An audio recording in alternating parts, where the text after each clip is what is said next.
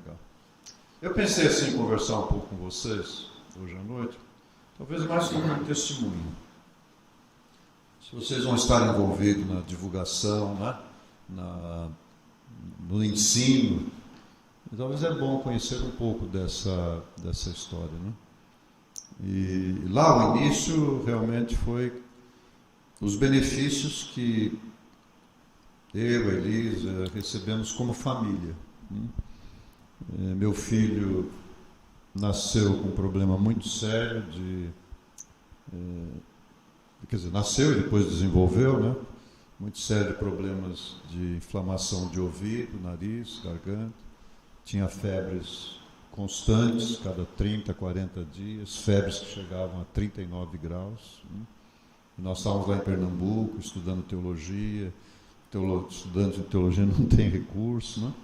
E a gente procurava o atendimento, que num posto de saúde tinha uma médica pediatra espetacular, dava um atendimento maravilhoso, e a gente voltava com aquele pacote de remédio, porque o remédio tinha que comprar, não é? E o menino tomava, passava aquela crise, depois voltava de novo, 30, 40 dias depois voltava tudo isso. Eu tinha alguns problemas sérios de inflamação de garganta, e me dava aquela crise, falava 10 minutos, ficava afônico, né? E ia ser pastor, imagina, né? Então era uma dificuldade grande. Um problema de ciática muito sério, né? Isso com 25 anos de idade, né? E problemas reumáticos e ciáticos, essas coisas todas. Você toma remédio para dor, né? Porque teoricamente não tem cura, né? E só que esses remédios são muito fortes, o indivíduo acaba com úlcera de estômago, tem toda uma problemática ligada a isso. E a Elisa tinha um problema seríssimo de anemia. Anemia, muito grave de anemia. Então ela, cada 3 meses, fazia uma série de tratamento. Aí passava bem, uns 2, 3 meses, de novo tinha que tomar aquele... Então esse era o nosso quadro, né? Uma família assim. E a gente lia no Espírito de Profecia que tinha um caminho.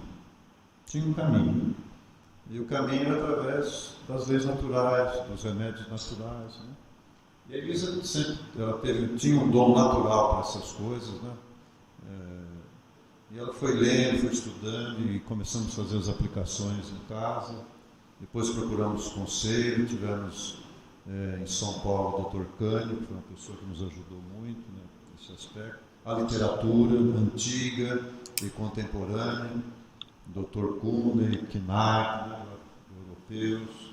Tinha um médico aqui na América do Sul chamado Lazaret, que tinha escrito um livro muito interessante. E cada um deles dava um enfoque.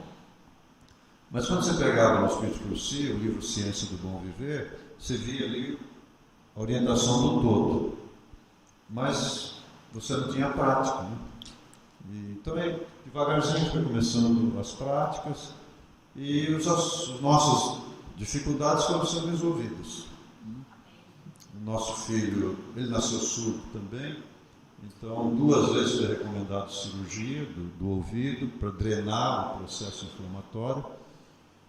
Só que se fizesse a cirurgia, dificilmente ele poderia usar aparelhos. Essa foi já a orientação para a gente, né? Então era um drama. E a gente nem sabia que ele era surdo, mas em função daqueles problemas todos que ele estava tendo, o atraso na fala, estava com 1 ano e 8 meses que não falava, e o coleguinha, né, que tinha nascido um dia de diferença dele já falava tudo. Criança de 1 ano e 8 meses já fala muita coisa, né? E ele não conseguia se expressar. Mas como tinha o irmão da Elisa também falou mais tarde, então ficou naquela, deve ter uma situação dessa, mas de repente começou a perceber que tinha alguma dificuldade. Aí fomos para o hospital, Santa Casa, lá tinha um outro nome, em Recife, e eles fizeram todos os exames, pensando no assunto da surdez, e depois de fazer esses exames, finalmente conversamos, eles disseram, olha, algum problema ele tem, nós não temos condições de identificar a extensão do problema auditivo. Mas o que ele tem de sério nesse momento é estreitamento de válvula de coração. E uma das primeiras recomendações que eles deram, olha, tem que evitar por todos os meios, de não ficar gripado, de não ter febre, não sei o quê, porque não é bom usar antibiótico, pelo menos naquela geração de antibiótico daquele período, né? E ele, com aquelas febres de 38, 39 graus, o que mais tomava antibiótico, né? Então, um impasse. Então, a gente foi compreendendo, foi entendendo essas coisas, foi aplicando o programa e foi desaparecendo aquele processo, todo aquele processo inflamatório, né? De ouvido, garganta, nariz, né? Depois de 2 anos a gente está no programa, a questão da anemia dela desapareceu completamente, né? Passou a sentir bem, com força, com energia. O meu problema também de ciática desapareceu. Não foi assim da noite para o dia, foi um processo. O processo, 2 vezes eu estive na porta de clínica para operar as amigas. Uma aqui, como é que chama aquela avenida ali? Acho que é Paraná. Tinha uma clínica lá, na esquina, uma clínica grande. Cheguei lá um dia e fiquei 3 horas esperando. Aí cansei de esperar, fui embora. E deixei para lá. Mas o problema voltou. Eu estava em Pernambuco, fui lá para um hospital, né, marcado tudo para fazer a cirurgia. E me deixaram esperando, acho que mais de 2 horas lá. Eu cansei de esperar, fui embora também, né? E com essa eu estou até hoje, vou completar 74 anos, nunca operei a amígdala, né? Não precisou, né? Interessante que bem depois, talvez uns 7 anos depois dessa história do nosso filho, ali no começo, nós já estávamos em São Paulo, fomos consultar um médico da área, né? E na Avenida Paulista, e ele fez todos os exames do menino, olhou, aquela coisa toda, contamos, ele perguntou como é que nós vivíamos, o estilo de vida que a gente tinha, alimentação, e naquele momento a gente já tinha alguns anos que não usava nada de origem animal, nada. E ele disse assim, olha, médico, né? Parabenizou, geralmente os médicos repreendem, né?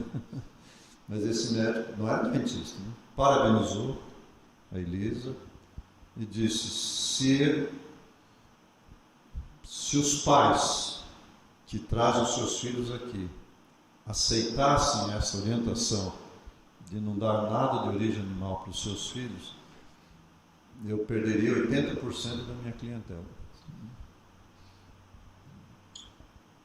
Foi coisa impressionante, né?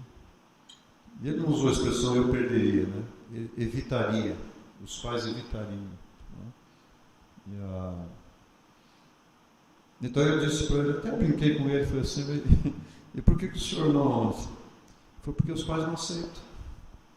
Eles preferem tratar com remédio, tratar com cirurgia, tratar com as coisas, do que se preocupar com evitar o problema.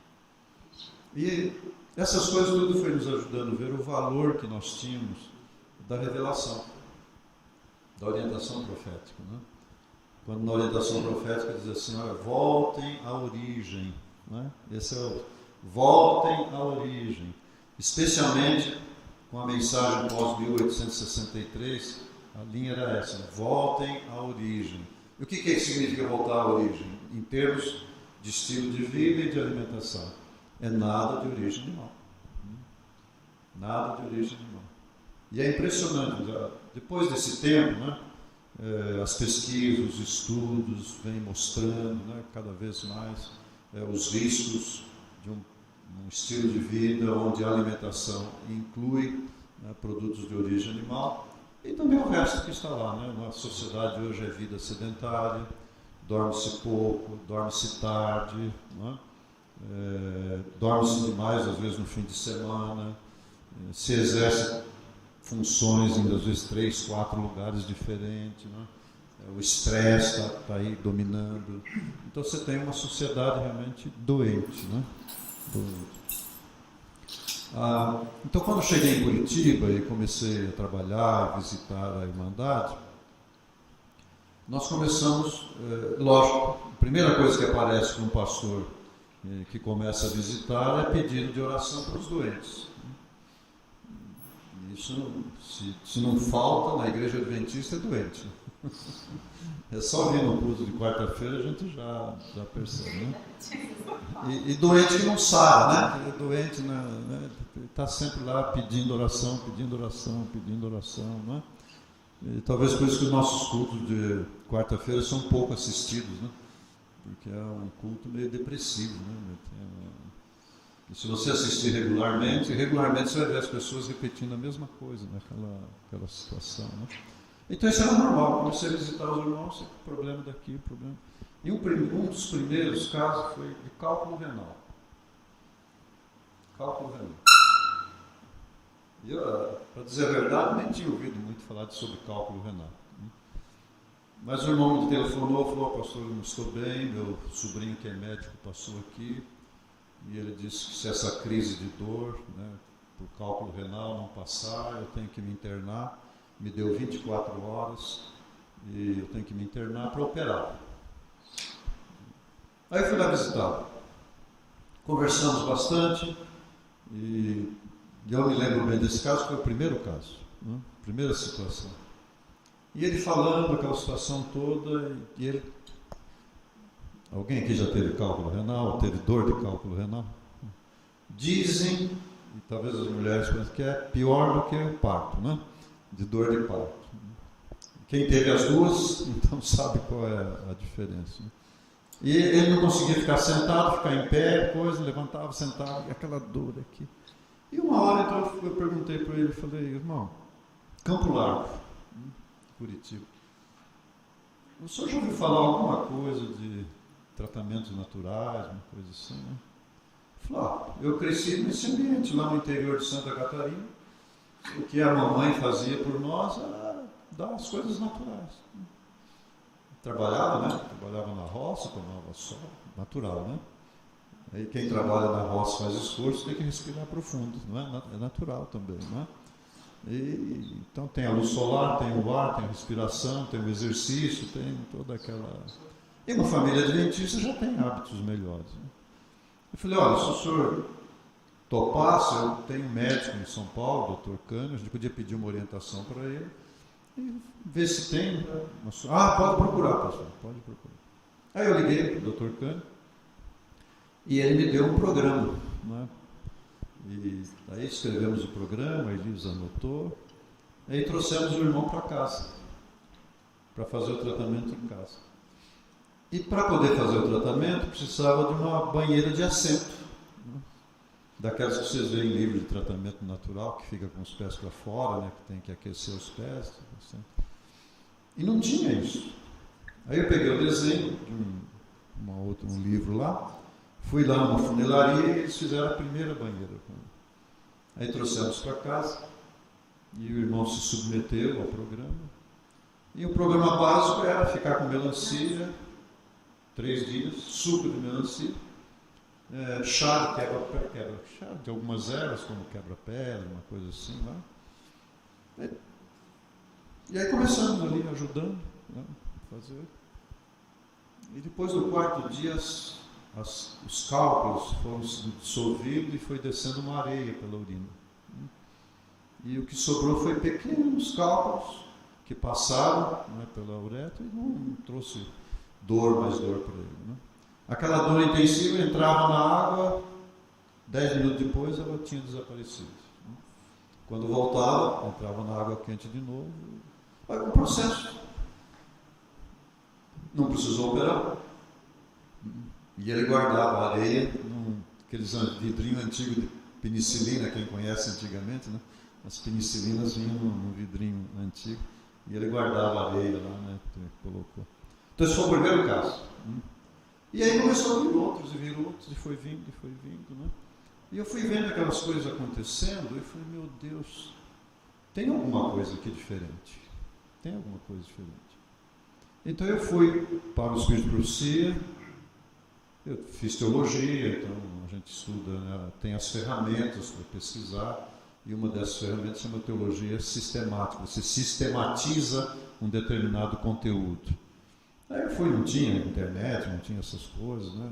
Aí fui lá para os livros, pegamos lá todos os textos, fui lendo e fui esboçando aquele assunto todo. E aí surge esse assunto chamado de obra médico-missionária, mas conforme está na revelação e baseado nas leis naturais.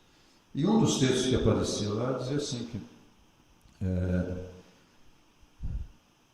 se nós fôssemos, ela diz a expressão humildes, né, de aceitar a vontade de Deus, a palavra de Deus, né, que o uso desses recursos naturais poderiam produzir resultados sobrenaturais. E nós não estamos muito acostumados com resultados sobrenaturais, né? E eu estava vendo, estava vivenciando, nós estávamos vivenciando essa experiência, né, ali na igreja e atendendo a Irmandade. Bom, aquilo resultou numa experiência, em um conteúdo básico, e aí viemos para São Paulo. Nos chamaram para nos juntar ali com uma equipe de médicos, né, para estabelecer uma clínica. E um ano depois tinha uma clínica comprada. Alguém construiu essa clínica, era uma fisioterapeuta, esposa era engenheiro e a filha era arquiteta, moravam numa chácara em São Roque, e eles foram transformando algumas construções ali da chácara, fizeram uma clínica pequena, com 10 leitos, bastante simples, mas tudo bem arrumadinho, bonitinho. Quando terminou de construir a clínica, o esposo, engenheiro, 65 anos de idade, faleceu. Ela tinha um instituto de fisioterapia em São Paulo. A filha falou: mãe, eu estou aqui no Rio, estou muito bem, eu não vou aí. E ela sozinha falou: como é que eu vou abrir uma clínica, sozinha, já tenho um instituto lá em São Paulo. Ela colocou à venda e ficou 2 anos procurando comprador. 2 anos.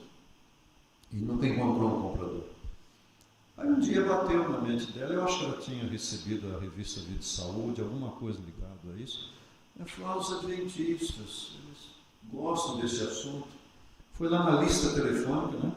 Em São Paulo, a lista telefônica desse tamanho. Adventistas do Sétimo Dia, encontrou lá Associação e União. Ela fez uma carta e colocou 12 fotos. E mandou para a Associação e mandou para a União. Quando nós chegamos no hospital, eu fui para lá trabalhar lá com Elisa, até por encaminhamento do então presidente da União, pastor João Wolff. E aí trabalhamos ali com o Dr. Cruxo, João Lotes, o administrador, o Dr. Lovísio, o Dr. Ildemar. A gente tinha uma reunião diária para estudar e ver o encaminhamento. E como eu tinha que ter uma clínica, mas nós, nem hospital, não tinha dinheiro para comprar uma clínica, né? Eu ter uma clínica. Mas então fizemos um projeto, um anteprojeto, sem ter terreno, sem ter nada. Levamos para Golden Cross, o Dr. Milton Afonso, ele gostava dessa área, se comprometeu a dar um valor que daria para comprar um terreno, mas tinha que aprovar esse projeto na comissão administrativa do hospital e da associação. O hospital pertencia à associação. E no dia da apresentação, o presidente da União veio. E enquanto o desenho do projeto estava sendo apresentado na tela, explicando que precisaria então aprovar, votar, para depois mandar para a Golden, para ver se eles mandavam algum recurso, aquela conversa, e o pastor João Wolff levantou a mão e disse assim: a clínica já está pronta. A clínica já está pronta. Eu falei: mas como é que pode, né? Aí ele falou: eu recebi esta semana uma carta, assim. Vão lá no escritório, eu vou passar para vocês, vou dar as fotos, vocês vão lá ver se o negócio serve.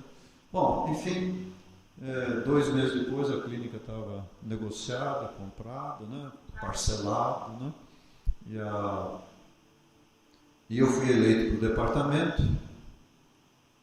E 6 meses depois, a administração local passou a administração da clínica para a sede da divisão em Brasília, e aí ficamos fora da clínica. E o pastor João Wolff estava muito interessado em desenvolver esse projeto, e ele pediu para organizar um evento onde ele convidaria os administradores de cada associação para assistir esse evento, para que eu, com 6 anos de obra, né, e o Dr. Crush, que também era novinho, apresentasse esse assunto para os líderes, né, da igreja. Eu olhei para ele assim, falei, meu pastor, o senhor tem certeza, né? Ele falou, não, vai arrumar um lugar aí. Nós arrumamos um hotel que tinha fechado lá em Campos do Jordão. E daí um dia ele me telefonou e disse assim, pastor, vão ser 80 pessoas. 80 líderes da Igreja da União, daquele tempo que pegava do Rio Grande do Sul, né? Ia até lá Goiás, Mato Grosso, toda aquela região. Eu falei, meu pai, bom, mas se é o presidente da União que está pedindo, né? Mas o interessante, irmãos,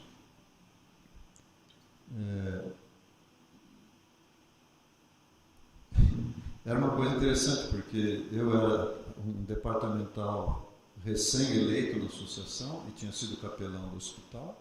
O Dr. Cruz era um médico novinho, né? E era a União que estava promovendo, mas o hospital era da associação. Então começou a haver uma dificuldade ali entre as lideranças para saber quem é que comandava aquilo, quem que tinha que dirigir, quem que não tinha que dirigir. E aí os presidentes de campo ficavam também desconfortáveis com a situação, porque como é que nós vamos nos reunir para ouvir um ex-capelão do hospital e coisa. Foi criando assim um clima que o pastor Wolff achou melhor suspender. E fez bem. Anos depois a gente entendeu que se tivesse feito, eu não estava preparado, e nem o Dr. Cruz, para poder apresentar a mensagem de uma forma para aquela liderança que fosse aceitável. A gente tinha a convicção, tinha o coração, a coisa, tinha certeza que era, mas a linguagem e a forma como estava estruturada a pesquisa não ia dar certo. Não ia dar certo. Então eu entendi que foi providência de Deus, né? Aquela situação de instabilidade ali. Mas aconteceu um fato interessante. O pastor Wolff, ele disse para mim assim, Dionil, põe isso tudo no papel, escreva. Mas eu não sou escritor. Eu falo, apresento, tudo, mas eu não escrevo.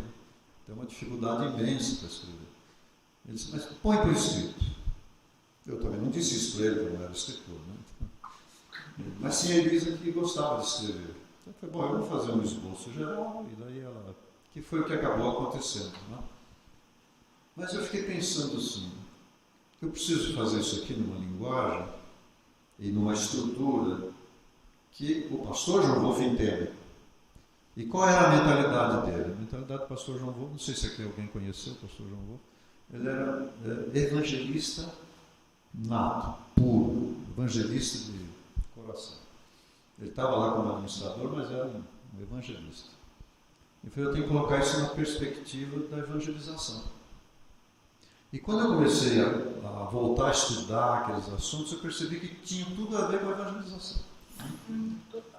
E aí foi a primeira montagem que a gente fez, e aí a Elisa escreveu aquela estrutura toda, e a gente fez a primeira apostila nesse assunto. Aí eu entreguei para ele, depois, eu agora estava como departamental, e o presidente, então, me autorizou a ministrar este primeiro seminário para os pastores da associação. Eram 40 pastores. E nós fomos lá na clínica do Valo Velho, que era da dona Cátia, né? Lá no Valo Velho, ela nos recebeu como pastores durante o dia, prepararam as refeições, daí fui apresentando para eles. Foi a minha primeira apresentação, imagina, para 40 pastores. Eu tinha naquela época 7 anos de obra, recém-ordenado 3 anos atrás. Né? E é lógico que a gente tropeça. Né? Quando se apresenta as coisas pela primeira vez, assim, né? A gente tropeça, por mais habilidade que se tem, por mais experiência, por mais conhecimento que se tem. Mas foi a primeira vez. Né? E os colegas aguentaram. Ouviram, muitos aceitaram bem a mensagem, né? E começaram a praticar, começaram a viver. Né? E aquilo foi avançando, mas era uma linguagem sempre, eu senti isso como missão, focado para a igreja, para os membros da igreja. Mas eu sentia que aquilo precisava avançar na direção que alcançasse os não membros da igreja, os não adventistas, né? E numa linguagem contemporânea, E ficava sempre pensando isso. Quando eu cheguei à presidência da associação, que eu fui eleito para a presidência, passado algum tempo, eu falei, eu tenho que encontrar alguém que consiga dar. Eu não consegui. Eu não tinha esse preparo, né? Tanto a minha vivência quanto a da Elisa é uma vivência muito com a igreja, com a membresia, né? E aí é uma linguagem própria, né? Se você chegar para o membro da igreja, de maneira geral, falar de Ellen White, é tranquilo, né? Não tem uma rejeição, não tem uma... Pode até não praticar, mas não tem aquela coisa assim, aquela reserva. Mas se falar para o mundo exterior ali sobre Ellen White, não significa nada, não é? Não significa nada dessa lei. Então eu estava procurando por isso, buscando essa situação. Quando um pastor, que no momento era pastor de Moema, e tinha sido pastor de Pinheiros, lá em São Paulo, me apresentou um material que tinha sido utilizado na igreja de Pinheiros e iria ser utilizado numa igreja nova que estava começando em Vila Olímpia, que é um bairro assim, de classe média alta. E eu vi aquele material preparado e falei, pastor, quem preparou esse material? Ele só é um amigo meu que é membro da igreja lá na Zona Norte, conversei com ele fez uma série lá na nossa igreja e preparou esse material. Falei, olha que interessante. Aí eu percebi que aquele estilo era uma linguagem para atingir um público não adventista. Aí combinamos, ele veio lá na associação, conversamos, e eu falei com ele, né?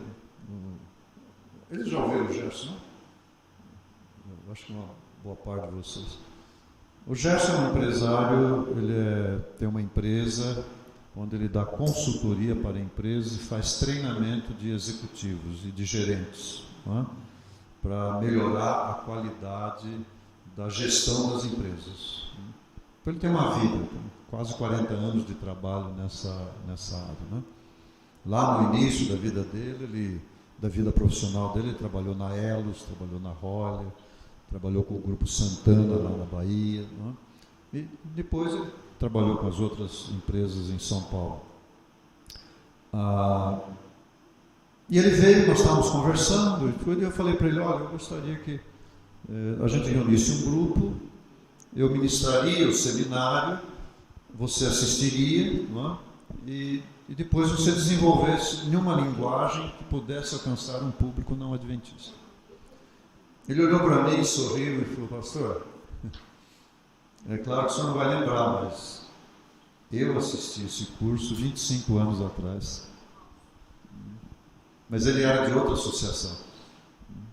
E desde lá, eu estava noivo, assisti com a minha noiva, e nós fizemos um propósito, nossa casa, nossa vida, seguirmos esse programa. E nós tivemos gêmeas, criamos as nossas filhas dentro desse programa, já eram adultas, estavam para casar, eram noivas. E nós somos muito agradecidos a Deus por isso. Então o senhor pode ter certeza que eu vou colocar o coração na produção desse material.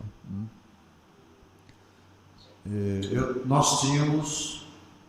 ministrava com certa regularidade o programa para os pastores em formação, os teologanos no NASP, para o mestrado, também para o doutorado, 2 vezes. E 2 vezes nós gravamos o programa. 2 vezes gravamos, filmado, tudo. Então eu tinha 2 gravações. Aí o Gerson reuniu a equipe dele e fomos para a clínica durante uma semana e eu ministrei o curso para a equipe. E aí eles foram fazer o trabalho. E uma das técnicas que eles usaram para produzir o material foi transformar aquele conteúdo todo em perguntas e resposta. Pergunta e resposta. E aí 3 pessoas foram escolhidas para fazer as perguntas. A Teru, da Novo Tempo, o Wagner Cantore, da Novo Tempo, e o Serginho, que é um líder de juventude lá em São Paulo, e que tem uma voz muito bonita para o... Você conheceu, né? O Serginho fala muito bem, se expressa muito bem. E então eles entrevistaram a mim e a Elisa e produziram o material. É assim, idas e vindas e tudo, foram quase 3 anos. Então a associação investiu perto de $100 mil para produzir esse material. Para ser assim, uma coisa assim, que é o que a gente queria, uma coisa feita com carinho, com cuidado, né, com atenção, e de uma forma que fosse acessível para um público não adventista. Então o Gerson depois tomou esse material. Então vocês têm aqui, das gravações que foram feitas, foram preparados 6 DVDs. Então, em 5 DVDs tem 9 horas gravadas, de gravação, selecionada. E um DVD tem 600 slides. Então, se alguém vai ministrar isso, por exemplo, com um pequeno grupo, vai fazer um trabalho como esse, ele tem um manual, né, e ele foi transformado em 7 passos. Então, pegou todo o conteúdo, porque nós temos 8 remédios de Deus, né? Não é assim que a gente chama? Então, foi transformado em 7 passos. Esses passos, então, foi construído numa forma didática, profissionais da área de pedagogia trabalharam isso, né? Então, foi construído assim. Então, para cada passo, você tem ali mais ou menos 60, 80 slides para ilustrar. A parte de ilustração de conselhos científicas, né, de orientações. Então, a pessoa pode, quem vai ministrar, ou até quem vai, ele pode ler o material, estudar, ele pode ouvir, e aí ele pode, para ele mesmo, né, projetar aqueles slides para recordar e firmar, né, coisa. E se ele vai ministrar, então ele tem todos esses recursos que ele pode usar, pode facilitar. O que representa esse material? Ele representa o conteúdo que está, principalmente, estão em 2 livros, o conteúdo que está em 2 livros do Espírito Profecia: Ciência do Bom Viver e Conselho sobre o Regime Alimentar. Ciência do Bom Viver e Conselho sobre o Regime Alimentar. Então eu recomendaria todos que vão participar, até mesmo da recepção de cada setor, que tomassem esses 2 livros do Espírito Profecia e fizessem deles assim um livro de cabeceira, nesse período que estão se dedicando a uma obra diferenciada, né? Alguns de vocês já devem ter lido. E no livro Conselho sobre o Regime Alimentar, especialmente os 3 primeiros capítulos. Então, um desses capítulos trata de a relação da mensagem de saúde com a terceira mensagem angélica, que é a última mensagem do tempo que nós estamos vivendo. Então é muito importante ter isso na mente, no coração, assim, bem gravado, né? Então ali tem uma seleção dos textos do Espírito de Profecia, mostrando essa relação que existe. Por que essa mensagem de saúde é importante para os nossos dias? E por que, se não se vive essa mensagem e não se ensina essa mensagem, a nossa produtividade como igreja é muito baixa? Acaba sendo muito aquém do que Deus gostaria que acontecesse e fosse. Para ter uma ideia, na igreja primitiva, desde a morte de Jesus, né, vieram os apóstolos, a pregação. Então você tem os primeiros 70 anos da igreja primitiva, se estima que 40% do Império Romano foi conquistado, tornou-se cristão. Sabe o que significa isso? 40 milhões de pessoas. O Império Romano cobria uma extensão territorial onde vivia perto de torno de 100 milhões de pessoas no primeiro século. E 40%, e lembre-se, o Império Romano era um férreo Império Romano. Tá? Não havia liberdade religiosa. Não havia meios de propagação. Eram proibidos os cultos. E aquele pessoal trabalharam, cuidaram. em 70 anos. Nós somos adventistas do sétimo dia, nós já estamos beirando 170 anos de existência, e estamos por aí em torno de 20 milhões de adventistas, em um mundo de 7 bilhões. Em muitos lugares com toda a liberdade. É? Em muitos lugares com toda a liberdade. É uma coisa impressionante. Falta poder? Não. O Espírito de Deus é todo poderoso, não é? Podemos avançar mais? Podemos. Mas quando você lê e estuda essa revelação, e recomendaria que se você tomasse tempo e desse uma olhada nos 7 passos, no último passo, tá? Que chama Mensagem de Saúde e Evangelização. Olha, vou dar um texto aqui para vocês, onde ela fala assim, diz assim: a obra da Mensagem de Saúde é o meio divino para aliviar o sofrimento do mundo e purificar a sua igreja. É uma coisa interessante, não é? A obra da Mensagem de Saúde é um meio divino para 2 coisas importantes, né? Aliviar o sofrimento do mundo e purificar a sua igreja. Então, entender isso é muito importante. E aí entra o assunto da espiritualidade. Então, na apresentação desse programa, mesmo com o público não adventista, não é? E muito importante para eles, é preciso entender o que é espiritualidade. O que é espiritualidade. E, em geral, o público adventista, quando se trata de espiritualidade, eles aceitam bem. O que as pessoas não aceitam é denominacionalismo. Né?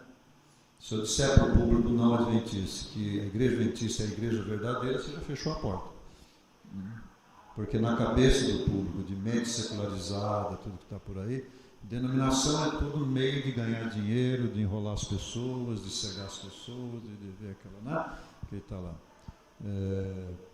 A filosofia, eles chamam de comunista, mas comunismo não existe mais, a filosofia marxista, né? Que predomina nas universidades, na formação, e tem uma influência muito grande na formação política do nosso povo. Inclusive, muitos adventistas do sétimo dia são fortemente influenciados pela filosofia marxista, mas não usando esse nome, né? Eles têm essa ideia de que igreja é um problema. E isso é geral.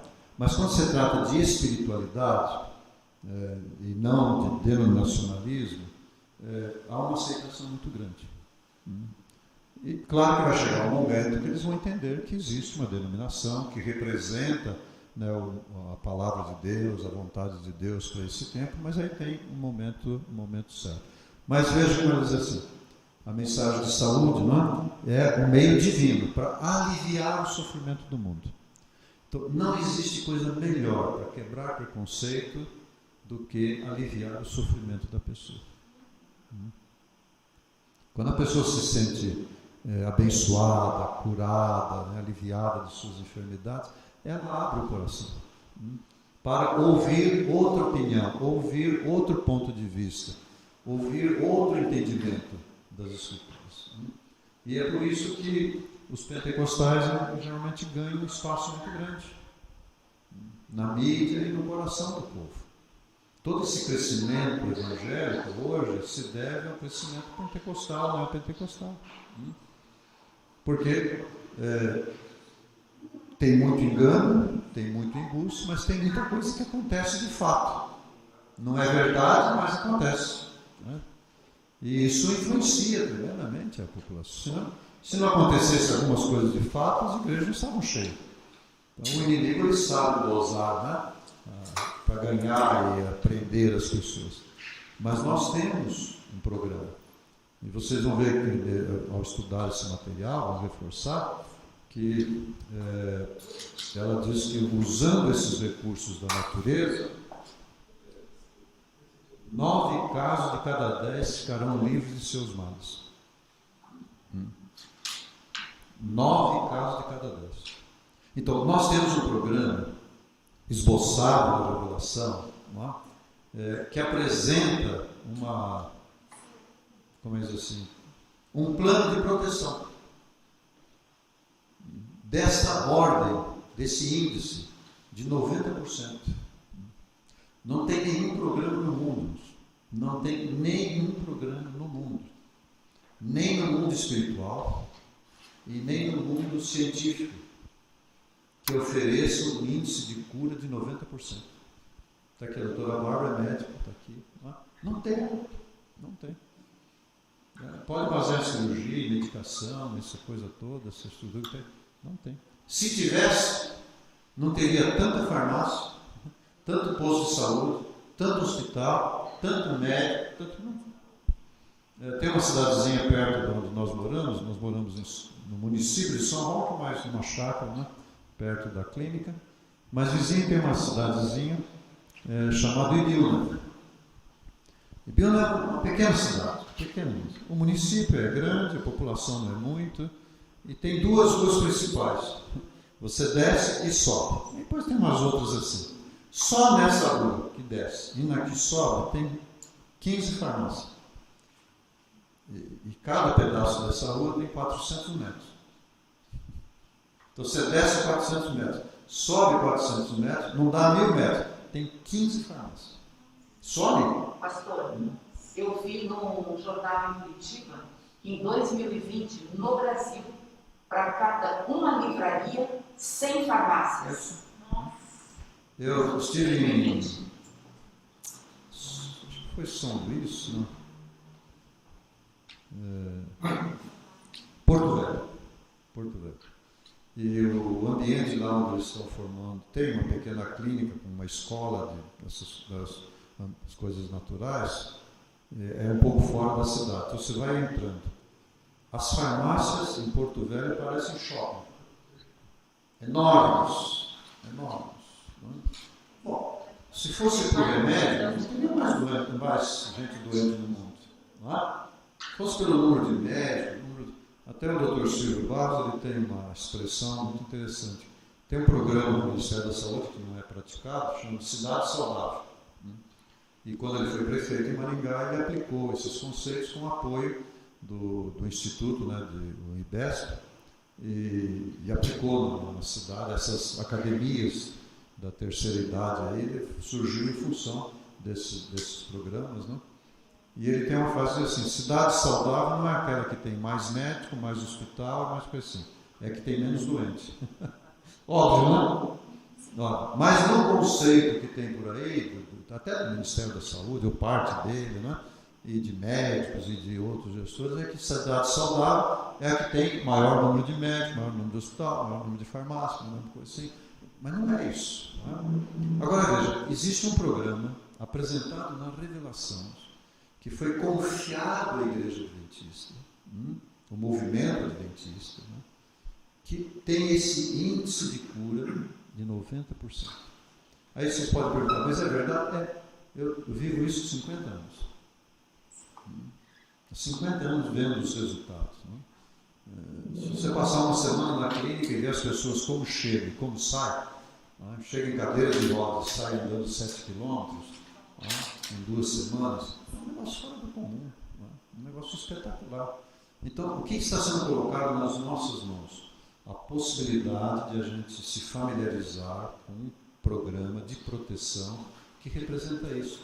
9 casos de cada 10 pode ficar. E sabe o que é mais interessante desse programa?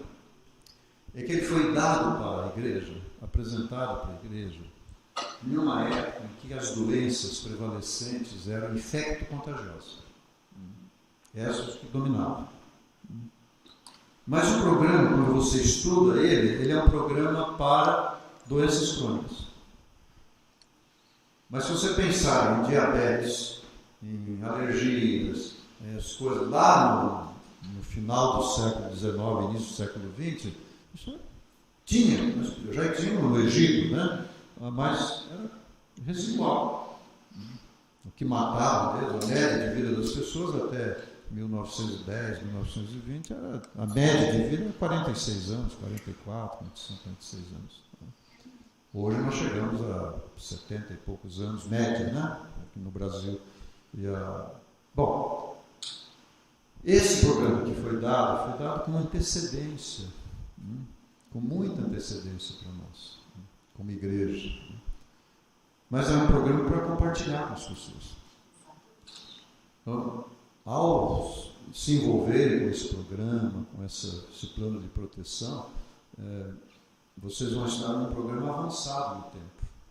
Ainda é um programa avançado no tempo, porque as enfermidades estão dominando as pessoas. Não é? Então, há alguns textos da revelação nessas últimas páginas que valeria a pena vocês olharem, não é? E veja que aqui, os meios naturais, usados em harmonia com a vontade de Deus, produzem resultados sobrenaturais. Pedimos o milagre e o Senhor dirige a mente a algum remédio simples. Agora é evidente que Deus não está se comprometendo a manter todas as pessoas vivas o tempo todo. Não é? Deus tem propósito na vida de cada um que está lá ligado. Não é? Isso é uma grande obra a ser realizada em prol da humanidade sofredora, a cura de suas doenças pelos usos dos agentes naturais que Ele providenciou. Há em outro lugar que ela diz assim que essa mensagem, esse conteúdo, né, esse ministério de cura, ele é santificado. E quem lida com coisas santas também é santificado. Quem lida com sujeira se suja. Não é? Mas quem lida com coisas santas, ele vai ser santificado. Não é? Deus opera transformações, Deus opera. Então é uma bênção muito grande, não é? Uma bênção muito grande a gente poder compartilhar isso e se preparar. E como eu passei por essa experiência, a gente sabe da dificuldade que representa, especialmente para aqueles que vão apresentar os temas. Por mais, em geral, a gente não está muito familiarizado com as coisas de saúde, né? Em geral. Então a gente fica um pouco temeroso de tratar desses assuntos. Mas aqui ele é apresentado de uma forma onde, na realidade, as coisas de saúde são apresentadas como ilustração. Ilustração. O conteúdo fundamental dele é totalmente espiritual.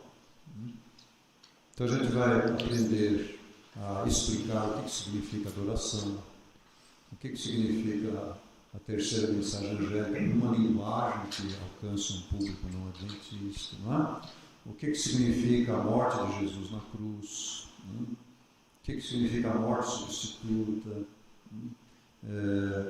o que significa a ação do dragão, né, de Satanás, em Apocalipse 17, não é? 12, 17, que o dragão irou-se contra a mulher e foi fazer guerra ao remanescente. O que significa isso? Como que ele ataca em nossos dias? Não é? Então, há toda uma linguagem para isso. Então, ele foi dividido nesses sete passos, não é? Esse conteúdo todo. E à medida que a gente se familiariza e começa a apresentar, não é? Eu diria que com grande probabilidade, que o primeiro evento deverá ser frustrante, né, para a maioria de vocês que vão participar. Aparentemente frustrante. Porque do que nós falamos ao que chega lá na pessoa, tem um elemento que extrapola qualquer coisa do mundo comum e secular, que é o Espírito Santo. Então, mesmo a gente não dizendo as palavras, às vezes, mais apropriadas, mesmo a gente estando intimidado, com dificuldade, mas o Espírito, ele transforma. Ele atua na nossa vida e atua na vida da pessoa. E à medida que a gente vai se familiarizando, a gente vai se soltando. Né? Então a gente pode fazer um seminário, às vezes não foi tão bem, aí a gente vai fazer o segundo, a gente já tem mais confiança, o ano que vem faz mais um, aí você vai ganhando mais confiança, mais familiaridade com os assuntos, e o Espírito de Deus vai atuando na nossa vida. Né? Então a gente vai levar um benefício às pessoas, mas na realidade a gente é mais beneficiado, como sempre nas coisas espirituais. Não? E se vocês forem tomados dessas convicções, vocês vão atrair outras pessoas para ajudar. Sim. para fazer as apresentações, né? E não se intimidar com isso, porque é o Senhor que mandou. Se o Senhor pediu, né? Se o Senhor pediu para fazer essa obra, Ele vai capacitando a gente. E o aperfeiçoamento, vocês sabem que o aperfeiçoamento ele vem com a prática. Se vocês tiverem disposição, eu estou aqui para isso, amanhã à tarde nós poderíamos estudar Efésios capítulo 4. Como Deus pensou a sua igreja. Como Deus pensou a sua igreja. Como é que ela deve funcionar? Qual é o nosso papel dentro dessa igreja? E qual é o resultado que vai chegar? E o que Deus quer colocar para nós.